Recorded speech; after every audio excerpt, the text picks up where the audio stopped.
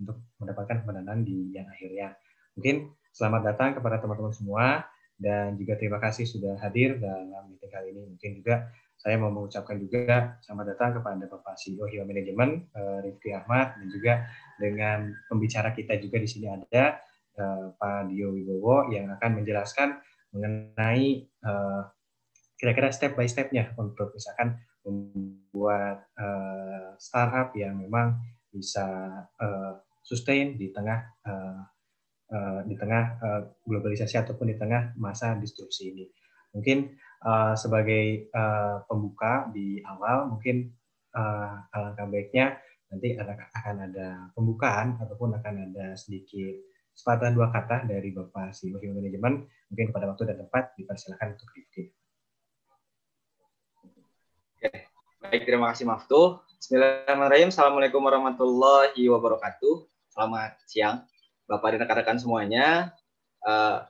Salam sejahtera untuk kita semua. Shalom, Om Swastiastu, Namo Buddhaya, salam kebajikan. Yang saya hormati Bapak Dio Wibowo selaku mentor, mungkinnya di sini akan memberikan banyak insight juga ke kami di Kickstart Inkubator Bisnis ini. Mungkin nanti juga akan ada Pak Asep Mulyana juga yang akan ikut join. Selanjutnya yang saya banggakan rekan-rekan peserta dari Kickstart Inkubator Bisnis, baik itu tim 1 maupun tim 2. Semangat teman-teman semuanya. Lalu juga teman-teman dari Hima Manajemen 4, terima kasih banyak yang sudah memfasilitasi kegiatan inkubator bisnis ini hingga alhamdulillah sudah terlaksana ya di stage yang pertama. Oke, yang pertama-tama saya ingin mengucapkan selamat datang dan juga terima kasih banyak kepada teman-teman peserta dari Kickstart Inkubator Bisnis ini. Seperti yang kita ketahui bersama bahwa Kickstart Inkubator Bisnis ini merupakan kegiatan inkubator bisnis pertama yang dilaksanakan oleh Hima Manajemen Unpad, dan di tahun ini kita baru mulai merintis. Harapannya di sini kita menyadari bahwasannya kita perlu untuk bisa membina dan juga menyadarkan bahwa sebetulnya seperti kita kan Fakultas Ekonomi dan Bisnis ya, ingin meningkatkan lagi vibes bisnis khususnya di tingkat fakultas dan umumnya juga untuk di tingkat universitas. Namun pada saat kenyataannya mungkin sini juga kami menyadari juga bahwa masih harus banyak improvement yang harus kita lakukan ke depannya, masih banyak kekurangan di kegiatan inkubator bisnis ini. Jadi saya harapkan semua teman-teman bisa proaktif untuk memberikan kritik, saran, masukan yang sifatnya membangun bagi kami agar kami bisa meningkatkan lagi pelayanan dan juga bisa meningkatkan lagi kegiatan ini agar lebih baik lagi ke depan. Dan di hari ini mungkin teman-teman akan mendapatkan banyak insight dan dari mentor yang sudah kita hadirkan di sini seputar bisnis. Ya, semoga teman-teman bisa memanfaatkan waktu yang ada untuk benar-benar bisa memperhatikan dan juga nanti mungkin bisa diskusi langsung ya dengan mentor-mentor yang ada, khususnya untuk kebaikan ataupun keselarasan nanti teman-teman menjalankan bisnis yang saat ini sedang teman-teman jalankan. Mungkin sekian dari saya. Semoga kegiatan ini dapat bermanfaat dan terima kasih atas perhatiannya. Assalamualaikum warahmatullahi wabarakatuh. Waalaikumsalam warahmatullahi wabarakatuh. Terima kasih atas sambutannya dari CEO Hima Manajemen, Rifki Ahmad. Berikutnya mungkin kita akan lanjutkan ke acara yang berikutnya, yaitu kita akan ada penjelasan materi nih, kira-kira gimana sih step by step dari melakukan ataupun melaksanakan bisnis ataupun startup itu kira-kira kayak gimana sih, dan apa aja sih hal-hal yang perlu dipersiapkan oleh teman-teman untuk kedepannya agar kira-kira untuk mengembangkan bisnis dan startupnya. Nah, mungkin di sini ada pembicara keren pada hari ini, yaitu Bapak Dio Wibowo. Mungkin Bapak Dio Wibowo ini juga salah satunya adalah mentor di ITB untuk yang pengembangan startup inkubatornya, dan juga beliau merupakan salah satu fasilitator dari 1000 startup. Mungkin sebagai informasi tambahan juga, Pak Dio Wibowo ini juga salah satu alumni dari manajemen Unpad.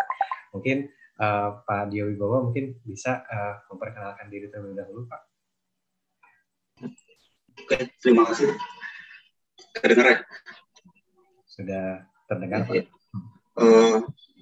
Saya bisa ini nggak share screen nggak? Kasih. Soalnya belum belum bisa ya. Share screen. Sudah Pak, sudah ini kan sekarang.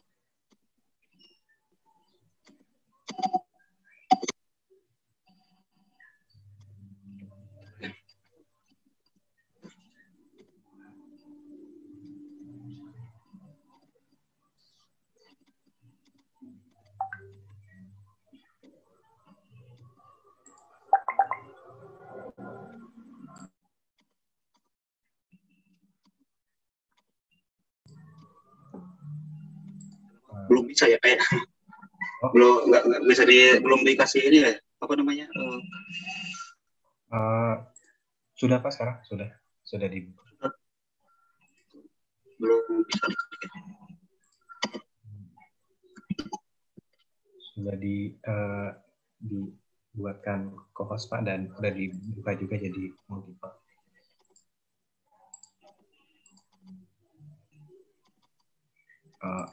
Apakah sudah bisa Pak? Belum ya.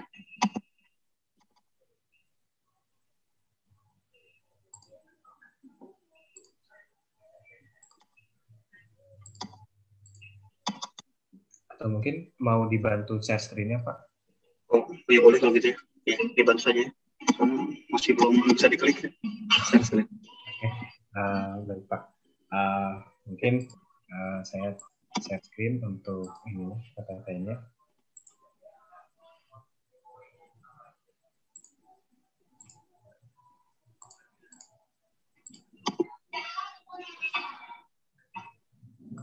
Nah ini Pak, apakah sudah terlihat Pak? Oh ya, kasih. Ya.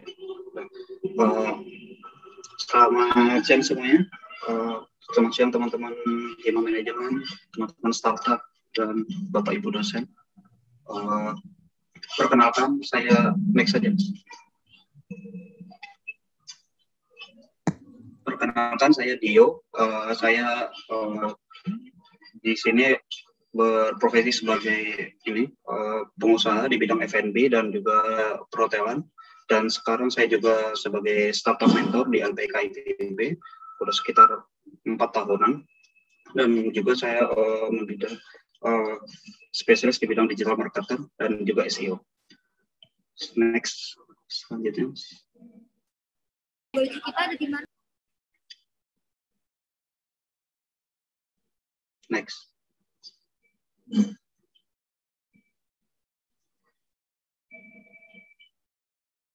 Halo. Ya. Ini oke, di sini gini. Jadi gini teman-teman, banyak yang nanya ya, ide itu datangnya dari mana sih? Di sini kita bisa ini melihat ide itu sebenarnya banyak sekali teman, dari masalah yang ada di sekitar kita gitu. Karena contohnya dari Gojek sendiri kan, adanya Gojek itu dari masalah yang dialami oleh foundernya kan, Nadiem Makarim dan juga dan sebagainya. Saya rata-rata lihat kalau startup yang established yang bisa survive itu rata-rata startup yang memang marketnya udah tervalidasi gitu. Jadi memang diinginkan oleh customer, dan customernya pun ada keinginan untuk willing to pay gitu, untuk membayar apa yang disediakan oleh startup tersebut gitu. Dan jadi next. Nah di sini startup itu kita posisikan sebagai kita memposisikan diri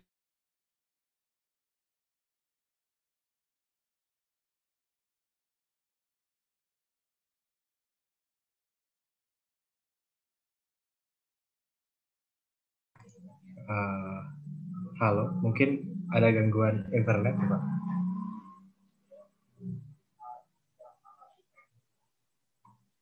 Oke. Sepertinya dari pembicaranya ada gangguan internet, nanti mungkin akan join kembali. Jadi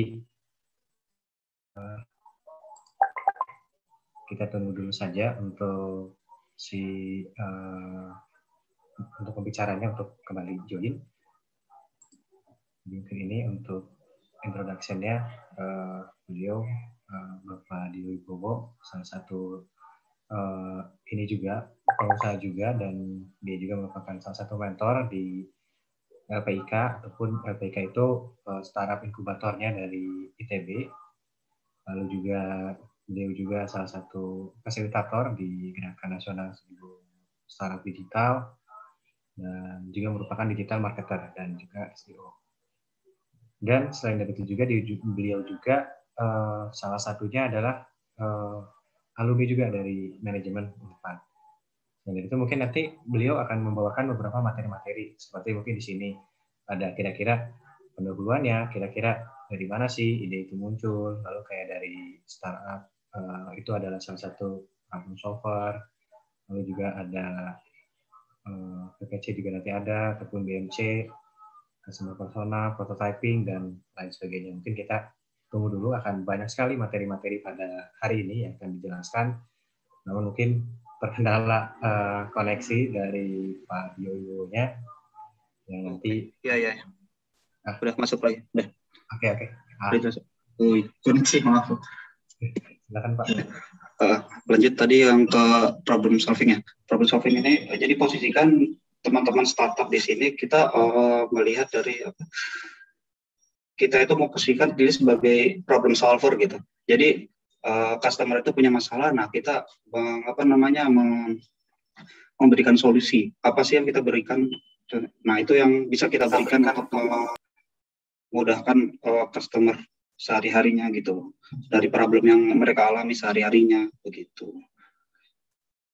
Next.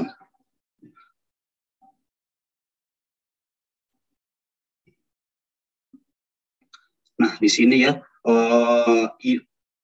mungkin teman-teman ada yang pasti udah lebih familiar ya dengan ini, proposition canvas ini. Jadi apa sih proposition canvas itu? Jadi kita mencoba mencari customer itu mengeluhkan apa aja gitu. Di sini contohnya nih customer, di sini customer job itu target customer apa sih yang kita ingin selesaikan masalahnya. Contohnya di sini bisa dari demografinya, customernya itu siapa gitu ya, dan gainsnya apa sih, dan apa sih yang keluhan yang mereka rasakan gitu kan, pains-nya di situ. Nah kalau contohnya di sini ya, kayak Gojek dulu kan. Gojek ada tuh, saya masih contoh aja Gojek yang lebih general gitu ya. Pains, konnya Gojek itu kan dulu karena macet, terus salah satu transportasi yang memang bisa diandalkan di Jakarta itu ya ojek online gitu kan, ojek. Dan saat itu mungkin customer merasakan bahwa susahnya mendapatkan ojek karena harus ke pangkalan, dan yang kedua itu argonya kan nggak menentu ya, kadang ojek ada yang ngasih harga mahal, nggak pasti gitu loh.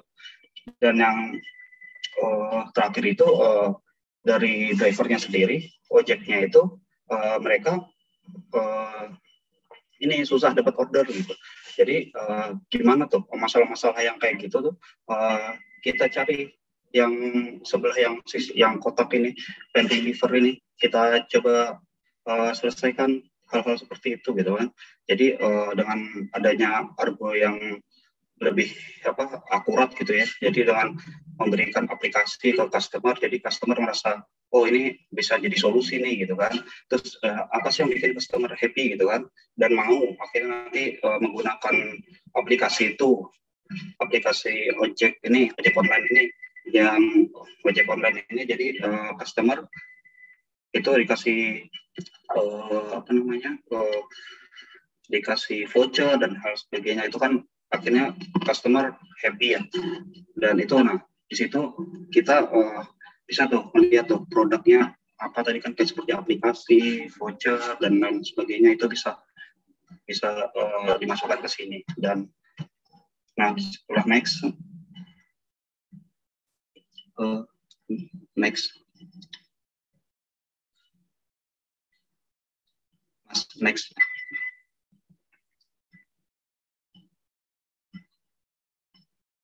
halo Mas. Apakah slide-nya berpindah? Next ya.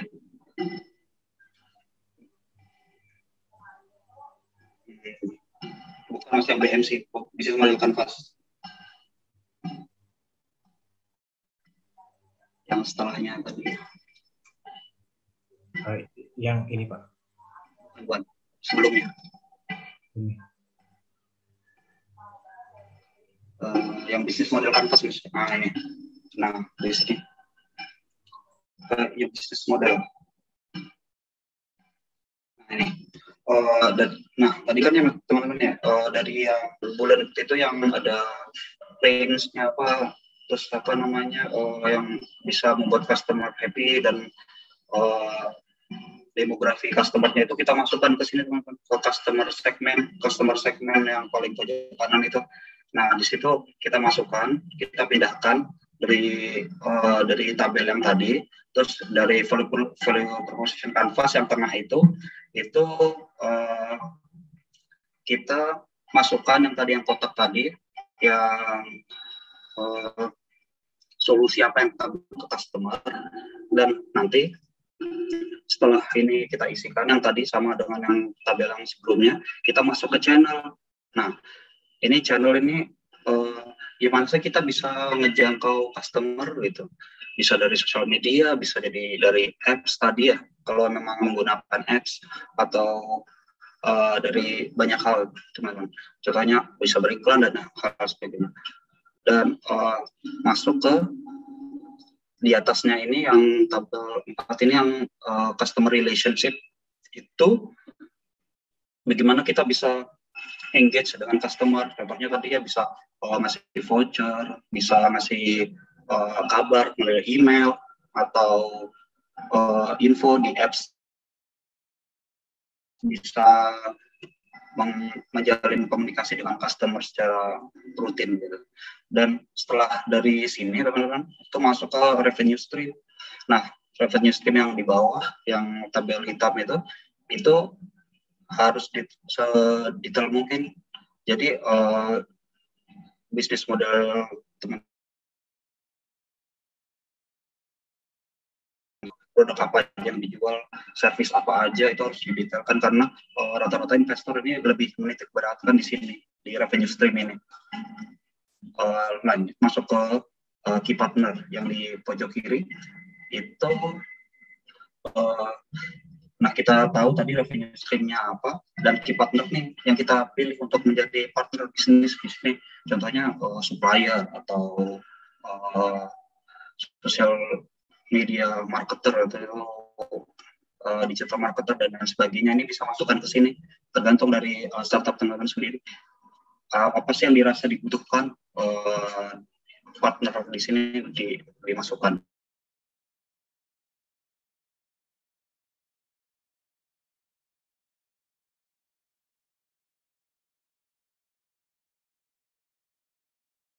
Di sini ya, kalau teknologi gitu, startup teknologi biasanya mereka punya haki gitu ya, hak intelektual atau merek atau lain sebagainya.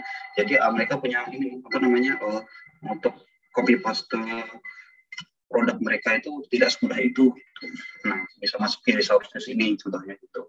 Dan activitiesnya apa sih operasional kita yang memang kita tekankan, yang kita akan jalankan. Nah itu masuk ke activities, contohnya marketing atau operasional yang memang khusus di outlet. Nah itu dimasukkan ke sini activitiesnya ini.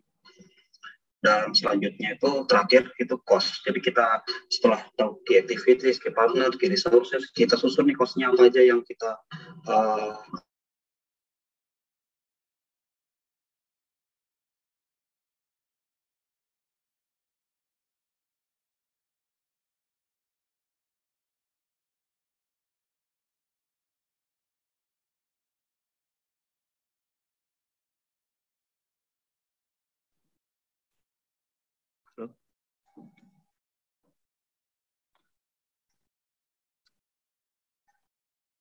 masuk ke cost tadi ya, udah masuk cost, udah didetailkan,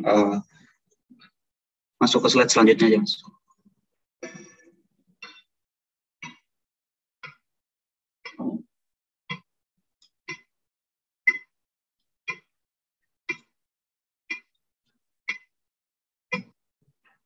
Halo Mas.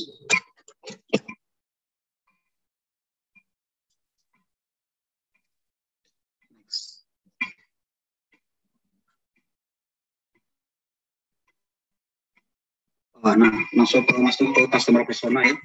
Customer persona ini kenapa penting? Jadi alasannya di sini customer persona. Jadi kita butuh namanya validasi market. Jadi kita tadi udah tahu ya segmennya siapa aja yang mau kita target. Contohnya gini nih, customer persona ini kita dapatkan dari deep interview. Deep interview itu kita ambil sampel nih satu customer yang memang target market kita dan kita ajak ngobrol kegiatan mereka sehariannya itu ngapain aja gitu kan. Dari bangun pagi, bangun tidur sampai tidur lagi itu ngapain aja, dan kita ajukan nih pertanyaan mengenai produk kita, apakah mereka mau menggunakan produk kita atau tidak gitu kan. Nah di situ jadi customer persona ini kita susun sedemikian persis dengan target market kita. Jadi apa sih yang mereka keluhkan, apa tujuan mereka, apa background mereka, tinggal di mana, umur berapa gitu. Jadi seperti contohnya seperti ini begitu. Selanjutnya next.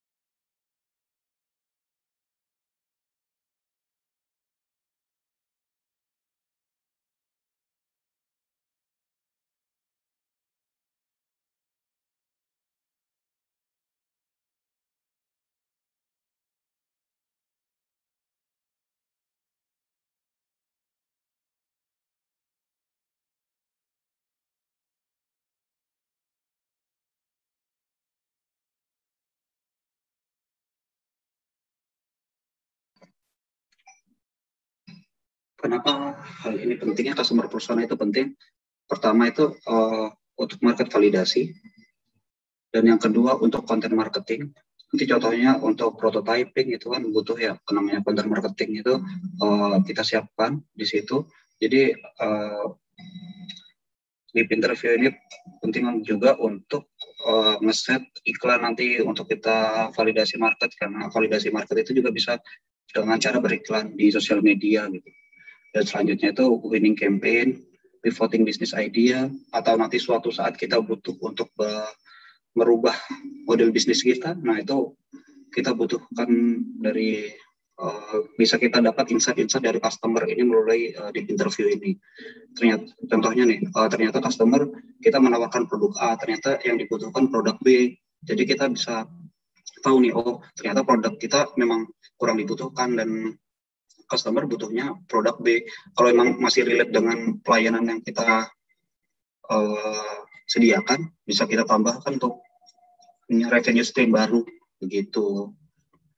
Dan yang terakhir itu understanding customer behavior. Customer behavior-nya itu gimana sih? Contohnya nanti kita dapatkan seberapa sering customer menggunakan produk itu, seberapa sering customer membutuhkannya dalam 1 minggu contohnya, atau per hari itu seberapa sering.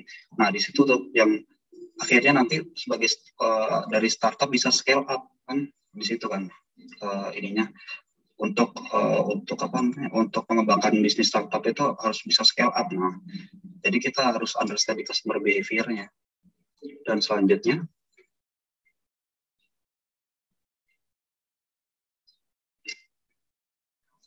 nah, prototyping ini ada 3 teman-teman. Yang pertama itu alpha prototyping, itu masih raw, jadi masih istilahnya coret-coretan alpha prototyping ini. Jadi belum final. Kalau beta prototyping ini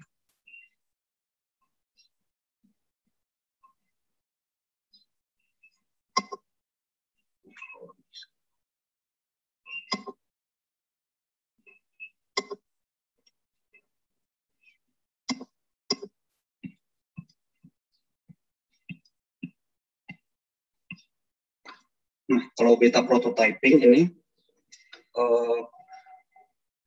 produknya hampir persis dengan final product. Jadi kita sesuaikan dengan produk yang akhirnya itu seperti apa sih, hampir menyerupai gitu. dan nanti kita buat final produknya. Contohnya di sini prototyping itu kalau emang teman-teman nanti membuat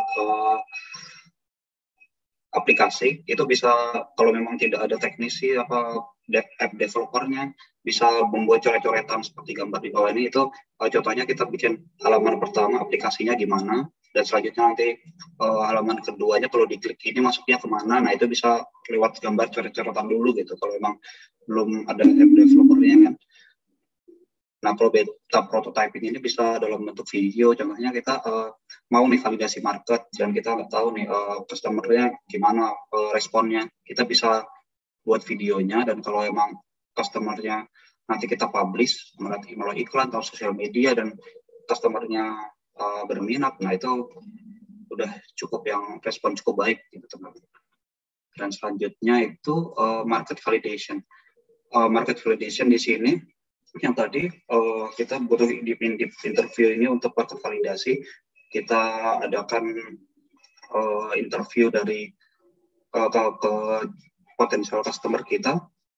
Kita tanyakan secara detail mungkin sampai hal yang nggak penting, karena itu menjadi insight buat kita kan, untuk mengembangkan startup nanti kemana, apa ya sih yang dibutuhkan customer gitu. Kita dapat insight-insight dari situ begitu. Dan nanti masuk ke kuesioner atau bisa juga validasi market ini dengan menyebarkan kuesioner online, tanggapan mereka gimana, menanyakan seberapa sering menggunakan produk dan hal sebagainya untuk validasi produk kita.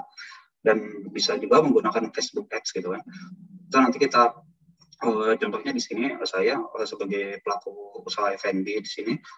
Jadi saya bikin teasernya produk, contohnya produk makanan gitu ya, dan saya iklankan online. Dan kalau memang dapat feedback yang bagus dari customer, itu jadi produknya udah cukup tervalidasi gitu. Contohnya dapat follower yang meningkat di sosial media atau dari komen, share, dan lain sebagainya. Itu bisa kita lihat dari iklan yang kita jalankan. Dan selanjutnya itu case study. Saya masukkan contoh di sini Kulina. Kalau teman-teman tahu, Kulina di sini itu catering online ya. Jadi dia menyediakan jasa catering kepada pekerja kantoran. Pekerja kantoran ini yang ada di Jakarta khususnya. Jadi foundernya Kulina ini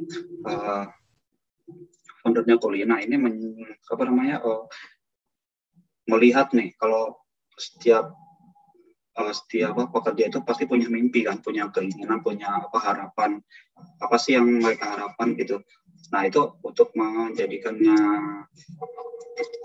impian mereka ini menjadi kenyataan, itu pertama karyawan ini harus menabung dan juga kalau kerja itu contohnya nih di Jakarta itu di perkantoran itu pas waktu jam makan siang jam 12 sampai jam 1 itu mereka malas sekali untuk turun ke lobi kan, mereka ada di gedung-gedung ya, itu udah membuang waktu kalau ke bawah, dan belum tentu kalau cari makanan di bawah di gedung di basement itu lebih murah, belum tentu kan, pasti bisa aja lebih mahal. Karena Kulina ini menawarkan produk yang catering online yang nggak usah capek-capek harus turun ke gedung, jadi cukup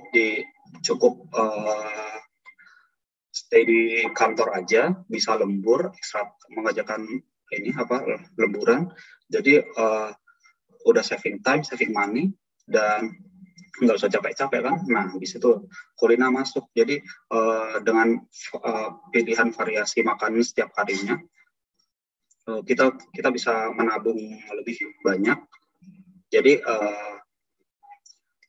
karyawan di kantor-kantor ini lebih mudah untuk mendapatkan makanan siang gitu, tanpa harus keluar terus sampai capek-capek, dan juga bisa lebih irit lagi kan. Nah di situ itu yang saya dapatkan waktu mentoring dengan foundernya. Dan selanjutnya pivoting idea. Nah ini ya teman-teman,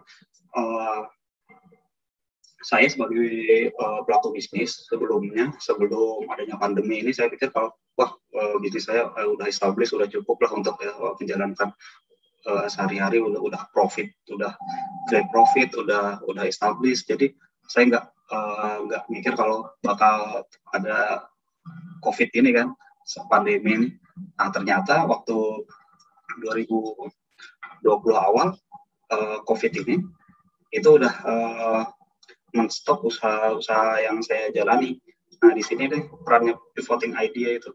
Jadi saya nggak nyangka kalau emang dari ilmu yang saya dapat di startup itu bisa berguna juga untuk saya melakukan usaha gitu kan. Jadi saya pivot tuh waktu itu. Saya dari usahanya laundry, rumah makan dan ini, rumah makan tutup, hotel tutup, laundry, tapi laundry udah anjlok juga nih. Jadi harus pivot kemana? Ternyata pivotnya ke saya cari tahu nih customer-nya butuhnya apa sih gitu di market gitu.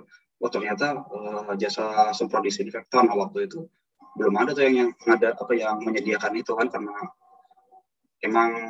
memang sedikit sekali gitu, dan saya sediakan itu, dan itu memang ternyata saya nggak habis pikir kalau usaha saya memang harus pivot ke arah situ. Nah itu memang kita harus bersiap-siap dengan sesuatu yang memang tidak kita inginkan. Nah dan memang di startup bisnis itu menyediakan tools hal tersebut, tools untuk bagaimana sih antisipasi untuk menangani hal yang tidak diinginkan gitu kan. Ini contohnya di sini, ini sebelum pandemi ya, teman saya itu ada yang jualan pakaian anak-anak gitu. Waktu itu emang sudah pakaian anak-anak itu kan udah memang kompetitif sekali, udah banyak substitusinya, produknya udah variatif sekali, dan kita di challenge untuk produk apa sih yang memang belum dibutuhkan masyarakat saat ini. Dan waktu itu teman saya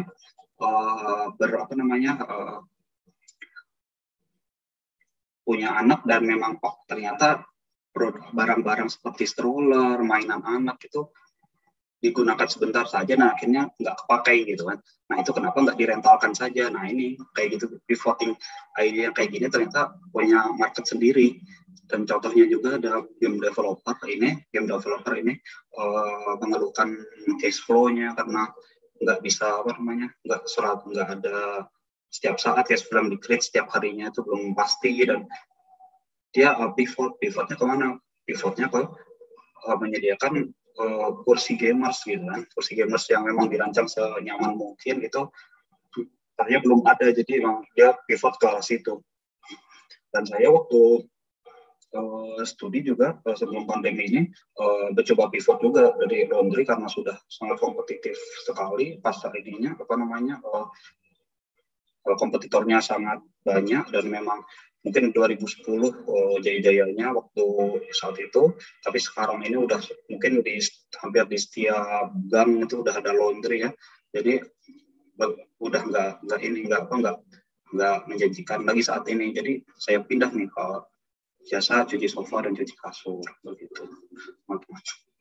Dan contoh lainnya itu Gojek ya. Gojek kan ada layanan Go Massage, contohnya Go Laundry yang sekarang akhirnya di stop. Nah itu mencoba pivot atau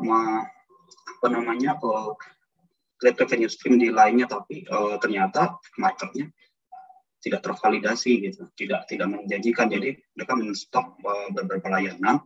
Tapi ada GoFood yang memang menjadi market leader saat ini, pasarnya besar sekali. Ada GrabFood masuk, dan sebetulnya sekarang ada Shopee Food dan Traveloka Eats itu. Jadi memang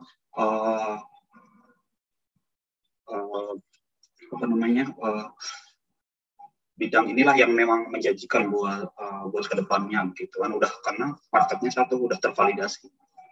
Dan selanjutnya saya ngasihkan beberapa tips ya, karena kemarin diminta untuk ngasih tips untuk pitching bagaimana. Pitching itu teman-teman hanya dikasih waktu 10 menit ya. Jadi 10 menit itu kita mencoba untuk menceritakan story. Cerita dari problemnya apa, terus kita memberikan solusi apa, produk yang kita tawarkan apa. Itu dicoba untuk sefokus mungkin karena hanya 10 menit, dan juga kita kasih tahu produk unique selling proposition-nya kita punya apa yang membedakan kita dari kompetitor lainnya gitu. Kita detailkan, target audiensnya kita jelaskan, bagaimana menggrab customer ini itu kita juga harus jelaskan. Dan juga yang terakhir yang memang investor pasti lihat ini revenue stream, karena beberapa kali saya pitching itu yang dilihat di sini, kalau memang startupnya bagus atau startupnya jelas bisnis modelnya, revenue stream pasti akan dijelaskan dengan mudah gitu. Dan selanjutnya itu startup funding life cycle. Di sini contohnya itu saya masih tahu tahap-tahapnya ya. Startup itu ada beberapa tahap. Yang pertama tuh invention, ada discovery, validation, customer creation, dan akhirnya company building. Nah di sini teman-teman ada pendanaannya. Kalau untuk awal-awal itu pendanaan itu biasanya dari dana hibah, grants, atau biasanya disediakan oleh inkubator bisnisnya atau NGO atau dari kementerian biasanya begitu.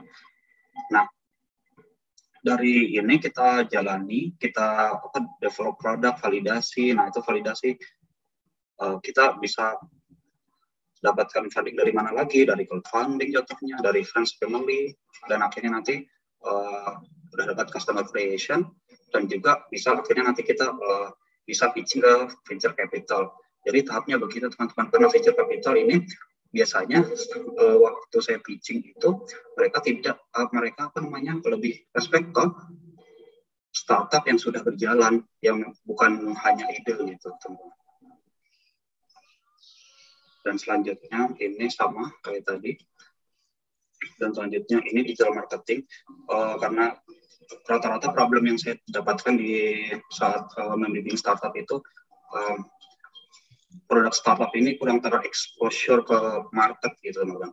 Jadi gunakan digital marketing, kita gunakan semua channel sosial media, contohnya Facebook, TikTok, atau YouTube. Jadi kita manfaatkan semaksimal mungkin, dan kita sebisa mungkin bisa buat create website juga. Nah di situ nanti kita manfaatkan ada peran dari influencer, selebgram itu untuk increase exposure kita ke market gitu. Dan yang terakhir, nah ini banyak yang dikeluhkan sama teman-teman startup itu, pertama, kenapa sih produk saya nggak laku-laku gitu kan? Nah ini kadang pertama bisa jadi karena produknya memang tidak dibutuhkan customer. Nah itu saya biasanya nyarankan untuk validasi market atau pivot ke bisnis yang lainnya gitu kan. Atau yang kedua memang kurang dikenal nih. Nah kurang dikenal gimana? Mungkin tadi makanya harus ada digital marketing berjalan. Kita harus nge-reach orang sebanyak mungkin, karena orang yang tahu, contohnya nih yang leads gini kan, orang yang tahu ini belum tentu akhirnya nanti jadi prospek kita, belum tentu menjadi prospek startup yang produk yang kita miliki gitu kan, dan akhirnya nanti yang cuma 10% aja atau 1% yang menjadi customer kita dari 1.000 ini yang yang kita reach, mungkin hanya 10 orang aja menjadi akhirnya customer kita. Nah, bagaimana PR kita yaitu untuk memperbesar sebanyak mungkin list yang masuk agar customer itu tahu kita punya produk, kita punya startup atau service menyediakan service ini, jadi nanti akhirnya customer kita juga semakin besar. Gitu. Ini namanya produk customer funneling. Dan cukup sekian dari saya untuk presentasinya. Maaf tadi terputus-putus koneksinya.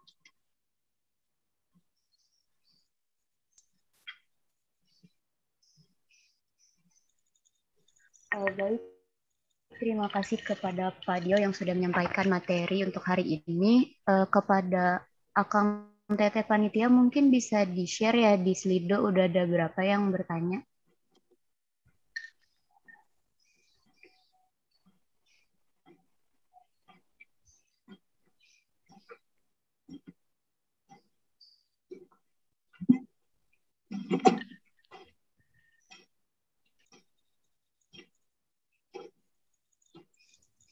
Mungkin Pak Jo bisa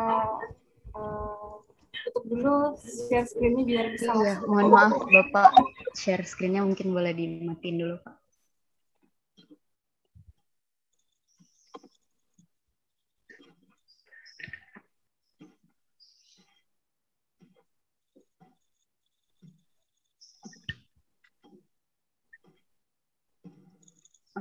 Oke, yang pertama mungkin ada anonymous ya. Gimana cara membuat winning campaign dengan baik nih, Pak?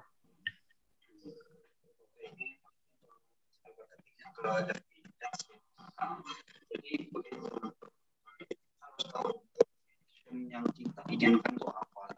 Objectionnya itu contohnya kita ingin mendapatkan potensial customer yang sebanyak mungkin, atau memang untuk branding, atau memang untuk jualan, selling, itu tergantung nih. Jadi kita harus tahu objectionnya kita itu apa dulu gitu kan.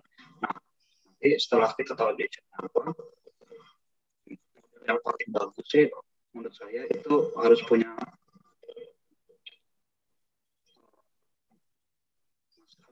ini ya, website ya. Nanti kita bikin landing page. Nah, landing page itu nanti kita baru masukkan ke waktu kita iklan di FB, atau iklan di platform manapun ya. Jadi customer itu kita bikin videonya dulu, videonya itu Mohon maaf, ada Bapak. apa? Ya. Iya, putus suaranya, Pak.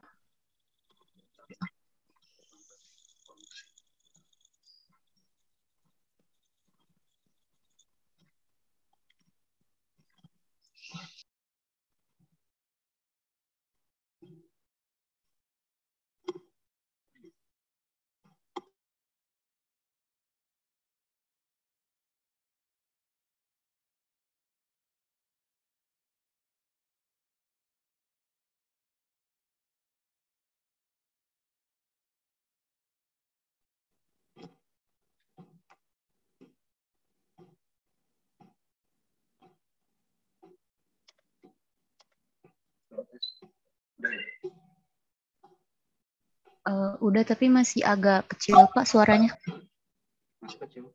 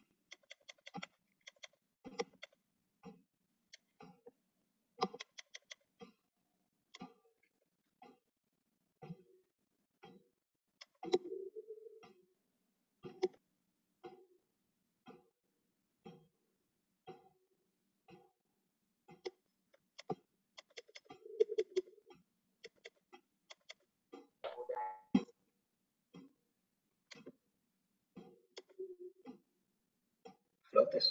Masih? Halo? Sudah terdengar. Oke.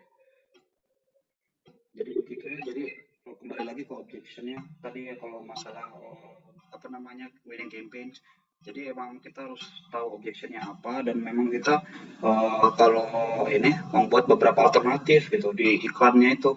Jadi kita lihat nih nanti dari beberapa iklan yang kita jalankan itu mana sih yang memang punya menampilkan hasil yang maksimal. Itu kan bisa dilihat dari ini kan ya, laporannya per harinya berapa banyak yang di reach di setiap iklan, atau memang dari video, mungkin bisa faktor video juga ya, yang kalau memang videonya kurang menarik memang nanti reach-nya kurang maksimal juga. Nah itu memang ada beberapa faktor yang memang mempengaruhi winning campaign gitu.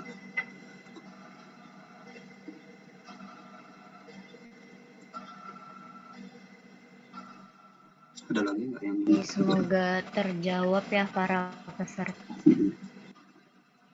Apa sudah, Pak? Sudah. Ada lagi pertanyaan nggak? Masih banyak ya?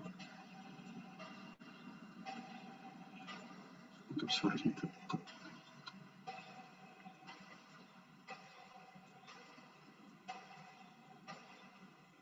Ini ya pertanyaannya ya, saya coba jawab ya. Yang dalam membuat customer persona, apakah ada minimal sampel yang harus dilakukan atau disurvei?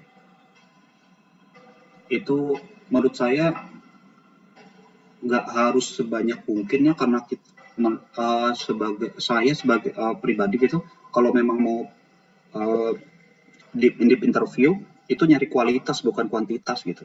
Jadi kita interview memang kita ambil satu customer yang memang bisa mewakilkan customer kita, mewakilkan target customer kita, dan kita ajak nih interview selama mungkin, sedalam mungkin, sedetail mungkin begitu. Ini bukan masalah kuantitas tapi masalah kualitas. Jadi hal-hal yang X-nya yaitu yang kadang tuh customer alami sehari-hari itu yang kita tidak tahu. Jadi kalau bisa tuh kita dapat tuh apa sih yang dikeluhkan customer, hal-hal seperti itu menjadi insight kita buat untuk kedepannya, untuk entah itu pivot atau create revenue stream atau lain sebagainya. Itu di sini yang kita butuhkan begitu, insight dari customer itu begitu.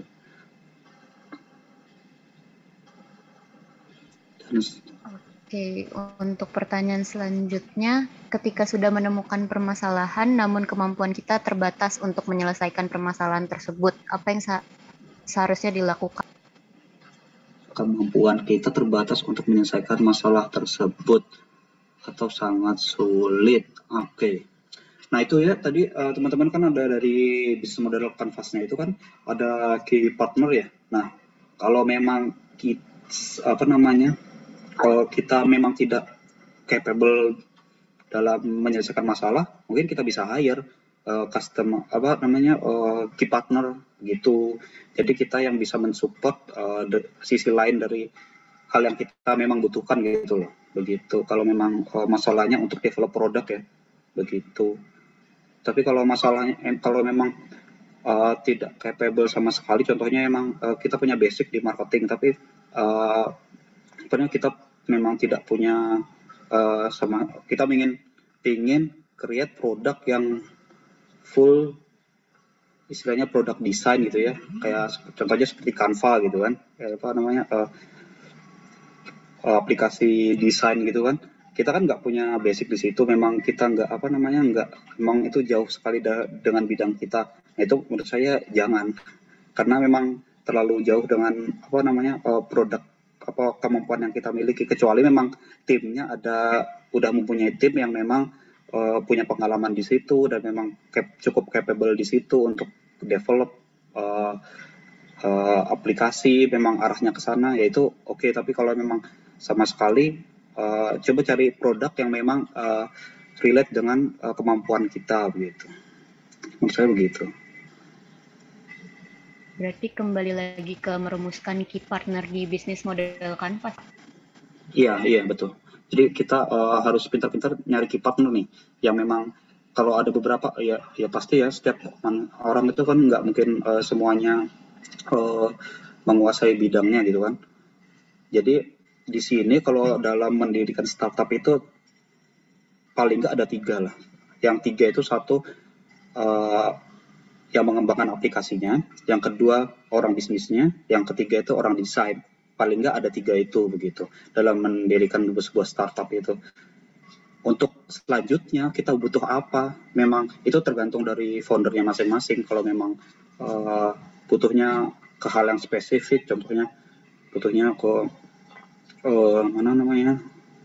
ke SDM gitu kan, ya boleh tambahkan ke SDM. Tapi memang kalau memang kita membutuhkan hal itu gitu kan untuk pengembangan timnya nanti ke depannya atau gimana, itu kembali lagi ke kalau memang. Tapi paling enggak dalam pengembangan startup itu ada 3 itu, hacker, hustler, sama satu lagi itu, ada 3 hal itu ya. Jadi yang desainernya ada yang orang bisnisnya yang mengerti bisnisnya, yang ketiga itu yang develop aplikasinya, teknis begitu. Oke, jadi gitu ya, para peserta lebih ke membangun timnya yang baik. Untuk pertanyaan terakhir nih Pak, mungkin karena waktunya terbatas, mungkin Bapak mau memilih pertanyaannya sendiri?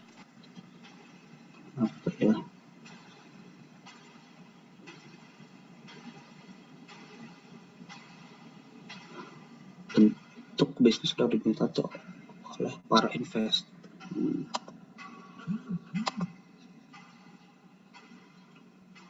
Nggak kelihatan ya itunya lagi ya, mana ya pertanyaan lagi? Punten akan teteh panitia hilang sekarang.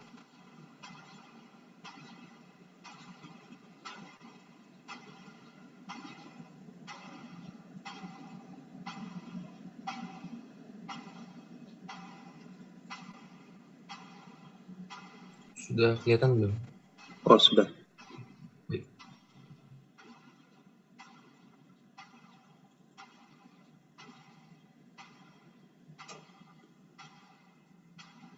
Bentuk bisnis apa ya yang sedang diminati oleh para investor pada saat pandemi sekarang? Itu menurut saya gini, kalau yang saya pelajari ya, kalau dari bisnis F&B sendiri itu ya, itu ada kan sekarang ada food startup dan ini kan hal sebagainya, itu mereka tidak mentarget customer yang ada di, maksudnya itu yang ada kelas A, B, sama C ya. C itu yang makanya menengah ke bawah, yang B itu menengah, yang A itu yang ke atas gitu ya. Yang contohnya A itu bikin coffee shop dan lain sebagainya. Terus yang B itu memang kelas tanggung lah, kelas yang memang dia ada di tengah-tengah. Dan C, nah ini kelas C ini yang jarang ada market leadernya begitu. Yang jarang ada market leadernya, jarang ada apa namanya brand yang udah established di situ. Nah ini karena sekarang itu posisinya kondisi itu customer itu mau apa namanya istilahnya lebih spend sedikit tapi dengan kualitas yang lebih bagus gitu kan, pengennya kayak gitu, spendnya lebih sedikit tapi ingin dapat produk yang lebih bagus. Nah main di market yang C itu yang sekarang lagi dicari-cari sama investor karena satu investmentnya nggak tinggi, yang kedua yang garap market di situ jarang. Nah itu yang jadi memang sekarang menurut saya kalau investor-investor sekarang udah melirik ke F&B ya.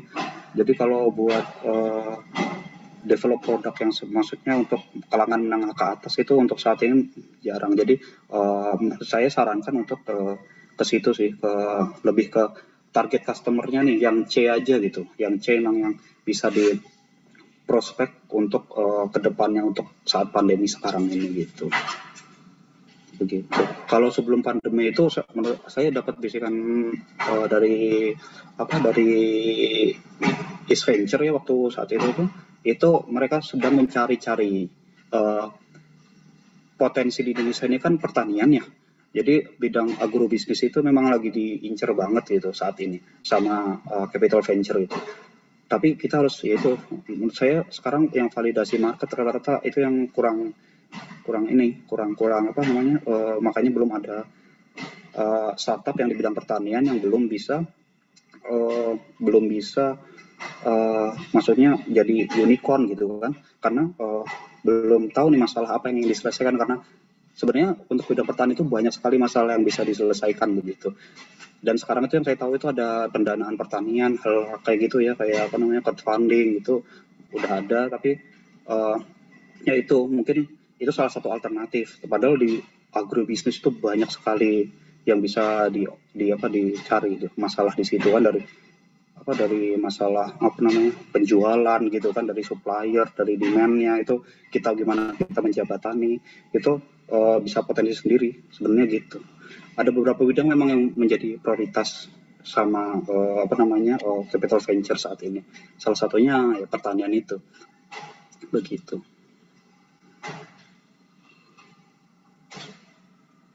Oke, terima kasih banyak Bapak Dio untuk sesi tanya jawabnya. Mungkin karena waktunya terbatas, kita sudahi dulu ya.